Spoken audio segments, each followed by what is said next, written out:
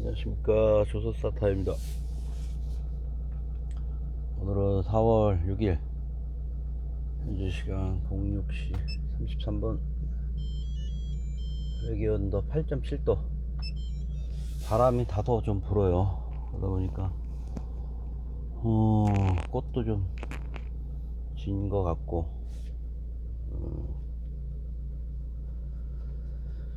그 박태균이라는 서울대학교에서 학생들 가르치시는 분이 있어요. 얼굴 가끔 봤다 싶었는데, 이분을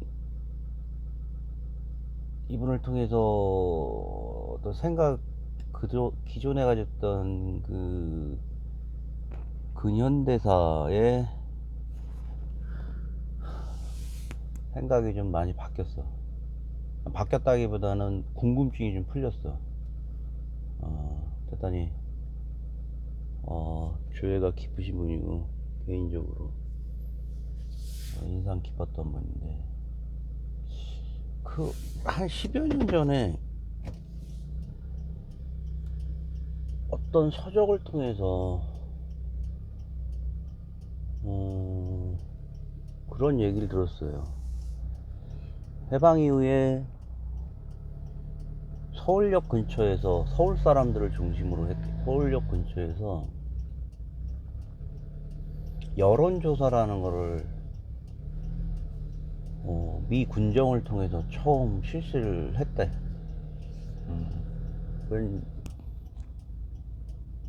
그런 얘기를 읽었어요. 그때 어떤 책이었더라. 이영훈 교수의 대한민국인가? 지금 이영훈 교수는 많은 논란이 되고 있는 분이긴 하지만, 어쨌든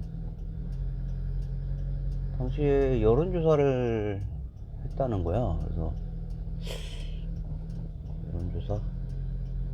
뭐 여론조사 할 수 있지. 근데 이제 뭐 아주 뭐 그냥 오래된 이야기처럼 느껴져서 무슨 내용으로 했는지 궁금했어. 그래서 무슨 내용인가 봤더니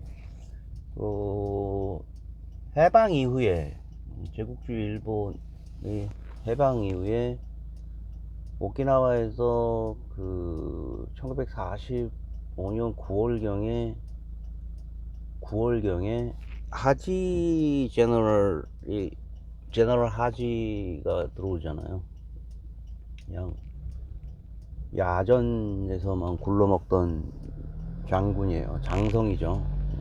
그 사진으로 보면 정말 그 열심히 산 얼굴이야. 얼굴 자체가 고향이 어딘지 모르겠는데 막 텍사스나 뭐 알라바마 뭐 할 때 얼굴이 막 정말 군인의 표상. 그리고 쪄들었어. 장성답지 않게. 예전에 그 파튼이라든가 10군단 2차 대회인데, 그죠? 10군단 그 사령관 파튼 이런 사람하고는 또 얼굴 자체가 틀리더라고. 빼샥 꼬랐어. 메가더 장군 산하에 이제 있던 어떤 환자인데, 뭐 보고가 들어왔겠지. 독일의 패망 이후, 그리고 일본의 패망 이후, 패전 이후, 이제 먹잇감을 놓고 서로 간에縄張리를 점령하는 거지. 그때는 이제 뭐 육군이 이제 도보로 쭉쭉쭉 그 제국주의 일본의 점령지를 먹어가는 거야. 응? 그래서 미국은 부랴부랴 어떤 내용의 선언을 하게 돼요. 그 동북아의 세 개 지역에 미국, 베트남, 한국 이쪽에, 북쪽은 소련의 휘하에 어느 선을 줄 테니까 거기서 일본 제국주의는 소련에 항복하고, 남방은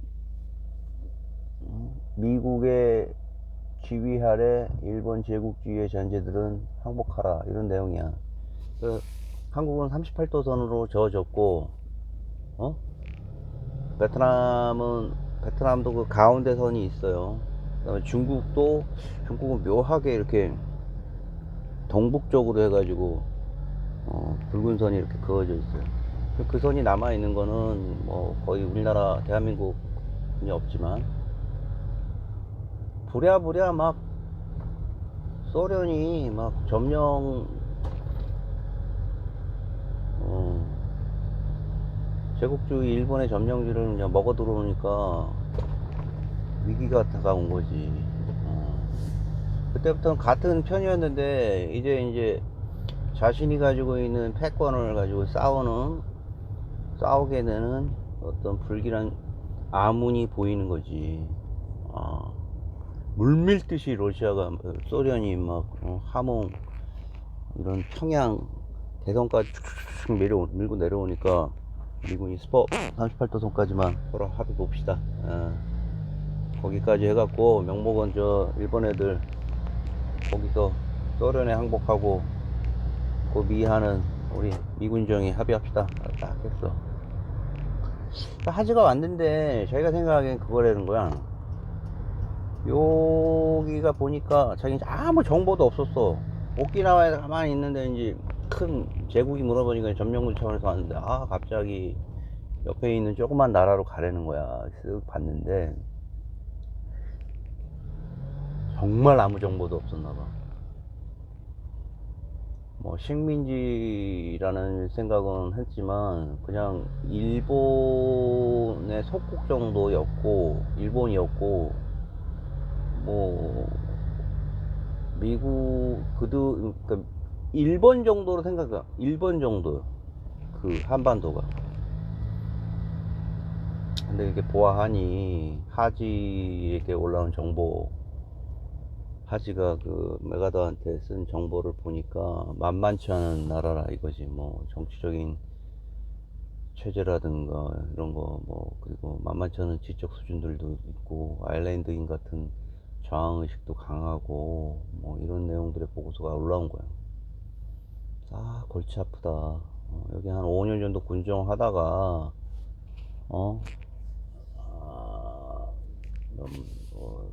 자유민주주의 체제 하에 어떤 통일된 정부를 넘겨주는 방향으로 가자. 그 이전에 있던 뭐 카이로 회담도 있고 해서 제국주의에 싸웠던 부분도 이제 나중에 익히게 되니까 이제 그런 부분을 통해서 좌우 합작을 통해서 이제 뭐 이런 내용으로 생각을 하고 있는데 너무 이해 주체자들도 많고 그랬던 거야. 내가 그 당시인데 궁금했던 거는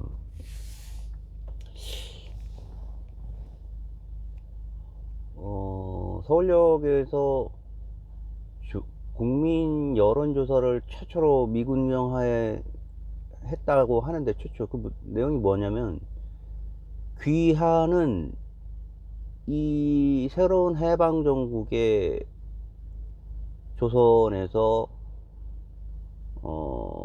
이루어지는 그 정치 헤게모니, 정치 행태가 어떤 것이 좋겠습니까? 1. 민주주의, 2. 사회주의, 2. 입헌군주주의 뭐 이렇게 쭉쭉 있었겠지. 근데 기타 있고. 근데 국민의 그 당시에 내가 90%라고 들었는데 서울대학교 김태인 교수의 자료에 의하면 70%의 상당수가 10명 중 7명이 서울시내 한복판에서 벌어진 그 여론조사에서 70%가 70몇 프로가 사회주의를 선택했대. 지금이야 사회주의 이런 게 70년, 60년, 70년, 50, 60, 70, 80 뭐 이때보다는 많이 옅어졌지만 정말 이질적이면서도 이데올로기 측면에서 못 쓸 정치체제라고 받아들여지잖아 지금. 근데 그때는 그게 아니었어. 미군정에서는 상당히 당황스러운 거지. 사회주의 체제는 바로 저 북쪽에 있는 소련, 소련의 정치체제 아니야. 즉 그 말은 뭐야? 자연에 빠지면은 자연스럽게 이쪽은 러시아의 연방 내지는 러시아와 친러시아 정부가 들어간다는 거 아니야. 그렇게 되면은 동북아시아에서의 뭐 여러 가지 그림을 그리는데 좀 정확한 생각은 아니었겠지만, 그때는 뭐 냉전이 일어나기 바로 직전이었으니까 그리스라든가 이런 데에서 올라온 정보들도 보니까 뭐 이렇게 파르치산들의 테러 행위라든가 이런 정치 행태가 민주주의 체제하고는 뭐 또 다른 막 체제인 거야. 가만히 생각을 해보니까 나도 그때 그랬어. 야, 정말 대한민국 국민이 그때 똑똑했던 건지 우매했던 건지 위험했던 건지, 정말 우리나라 국민들은 지금 나의 입장에서, 지금 현재 2000년대 이후에 살고 있는 이 땅의 후손이 생각했을 때 그 당시의 조상들의 선호도는 정말 생경한 거야. 솔직히 이게 뭐지? 왜 그랬지라는 부분을 이제 또 어제 김 교수가 얘기를 해주시더라고. 자, 자기가 생각하기에 이 체제는 두 가지 이유로 해석이 될 수 있다. 첫 번째는, 많은 수의 그 애국 지사들이 말이야. 애국 지사들. 당시에 한반도에서 싸우고 있던 그 열혈 애국자도 있었대. 죽지 않고 테러를 당했지만. 몽원 영훈영, 응? 영훈영 선생 같은 경우나 이런 사회주의 계열이잖아. 김구, 이승만도 있지만 영훈영, 응? 그다음에 뭐 우리가 잘 알고 있는 그 사회주의 계열의 그 독립투사들은 여기서 방점이 뭐냐, 변절이야. 애국지사들이 변절하지 않고 끝까지 일본 제국주의에 싸운 그 정치 체계에서 선택했던 사람이 누구냐면 사회주의 계열 애국지사라는 거야. 사회주의 계열이 높은 지지율을 가지고 국민들의 신뢰를 받고 있었다는 거지. 몽원 여운형 선생 같은 경우는 대단한 지지를 받아서 국민들에게 얼굴도 막 굉장히 그 신원서판이라고 막 얼굴이 엄청나게 뭐 좋으시더라고. 얼굴도 좋으시고 국민들에 대한 신망도 없고, 그다음에 그 각종 그가 겪은 고초가 면면이 국민들에게 읽혀왔고 들려왔단 말이야. 그럼에도 불구하고 한국 국내에서 그렇게 싸웠다 이거야. 그러고 보면서 노르망디에, 맹가로니의 노르망디의 연 있잖아요. 노르망디의 연에 나오는 그 프랑스의 빨치산들의 활약들 있잖아. 그건 우스운 거야. 몽원 여운형 선생의 어떤 투쟁에 비하면 진짜 살아있네라는 인물입니다. 인물이 그냥 넘쳐나는. 그 노르망디의 연도, 노르망디의 연에서 그 남자 주인공이 헝가리인가요? 폴란드의 그 귀족 자제의 딸과의 사랑을 다루고, 1차 대전 때 그 제국주의 독일에 대한 그 파괴성을 비난하며, 그죠? 인간을 사랑하는 내용의 말년의 작품이잖아요. 거기서 보면은 참 인상 깊었던 사람이 그 유명한 프랑스 요리사잖아. 프랑스 요리사는 그런 얘기를 해요. 많은 그 자신이 가지고 있는 그 프랑스 국내뿐만 아니라 유럽 내에서 큰 명성을 갖고 있는 노르망디 해안에서의 그 레스토랑을 운영하는 사장이 당당하게 말이죠. 어느 날 주민들이 그러는 거지. 야, 당신은 말이야, 이 레스토랑을 통해서 우리의 숙적인, 우리의 숙적인 저 독일 제국주의의 그 장성들을 이렇게 접대를 하느냐. 수치스럽다! 막 싸우기도 하고 그랬어. 근데 그 사장은 그런 얘기 했어. 셰프, 레스토랑 사장. 나는 말이지, 우리 조국의 이 아름다운 문화자산인 이 음식, 이 요리를 통해서 저 제국주의를 무릎 꿇겠다. 내가 왜 저들이 왔다고 해서 내가 자부하는 이 요리가, 만약에 저들이 내 요리를 폐쇄시킨다면 나는 그거야말로 패배라고 생각한다. 파괴라고 생각을 한다. 이런 얘기를 하는 거야. 뭐 독자로서 이해도 가고 납득이 가더라고. 실제로 관련돼서 많은 정보들을 그 내부에 있는 많은 정보들도 넘어가게 되고, 하여튼 뭐 그거보다 그 이상의 실존 인물이 이분은 영훈영 선생. 내일 또 얘기하겠지만, 두 번째로는 대한민국 사람들, 그때 조선 사람들이, 특히 남한 사람들이 벌였던 그런 서울역 앞에서의 여론조사의 두 번째 이유는 뭐냐면, 사회주의 체제를 선택하기엔 두 번째 이유는 뭐냐면, 1917년도 볼셰비키 혁명을 통해서 러시아라는 제국이 무너지고 소련이라는 연방 공산주의 체제가 들어서잖아요. 세계 최초로. 인민을 위한 뭐 이런 식으로 얘기를 하면서 말이야. 불과 45년 무렵에 그들은 전 세계 2위를 구가하는 경제 규모를, 정치, 군사 체계를 공고히 했다 이거지.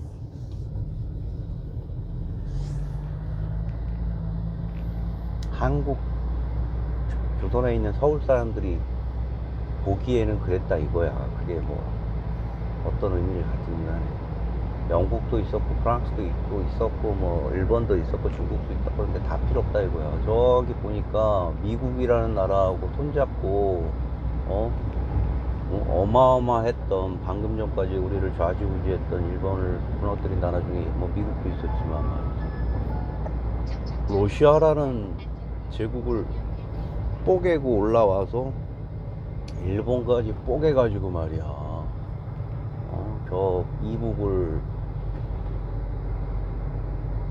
해방을 도와주고 있고,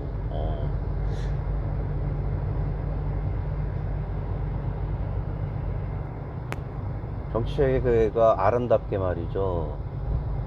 자, 우리가 이제 왔으니까 한반도는 뭐 미국이 와서 전부 다 나발이 해가지고 우리가 이제 아름답게 우리 체제로 가겠습니다, 이게 아니야. 내부에서는 소련이다 미군이다 한반도에 들어와서 알력을 서로 간에 투쟁을 통해서 먼저 먹겠다고 벌써. 그때 그래서 난 그런 생각을 했어. 야,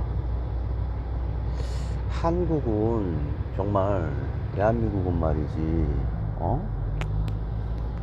자연스럽게 사회주의가 안 되는 게 정말 안 됐다는 게 정말 희한하다. 라는 생각을 하면서 살았어요. 근데 과연 이 체제가 어떻게 해서 민주주의 체제로 미군이 강제로 끌어들여서 이승만이라는 자를 선택을 해서 이렇게 우리나라가 자유민주주의가 됐겠지만, 이런 생각을 한 거니까 애매한 막 뇌피셜을 가지고 했던 거지. 근데 이제 그 서울대학교 김 교수의 이제 최근에 자신이 그 교수로서, 그 교환 교수로서 연구년을 뭐 한 1, 2년씩 하면서 하버드 대학교에 가게 된 계기를 통해서 많은 연구, 고물과 같은 근현대 고물과 어떤 문서를 발굴하게 된 얘기를 해주는 거야. 흥미진진했어. 어느 날 이제 갔는데 연구년이어가지고 하버드대학교에서 도서관에 갔는데 도서관에 있는 담당자하고 얘기 저 얘기 하다가 어느 날 그 사람들이 그렇다는 거야. 혹시 그 버찌라는 사람을 아느냐? 버찌. 버찌라는 사람을 아무도 모르는데 이게 노트로 박스로 14박스가 있는데 도대체 아무도 이 내용이 뭔지 모른다. 그래서 딱 그러는 거야. 그래서 버찌요? 딱 그러는 거예요. 그게 뭐냐면 마침 김태균 교수는 자신이 석사 논문이 미 군정과 그 대한민국 정치 체계와의 알력에 관련한 내용의 논문을 석사 논문으로 제출했다는 거야. 거기서 버찌라는 사람을 알게 됐다는 거야. 버찌 중이야, 중.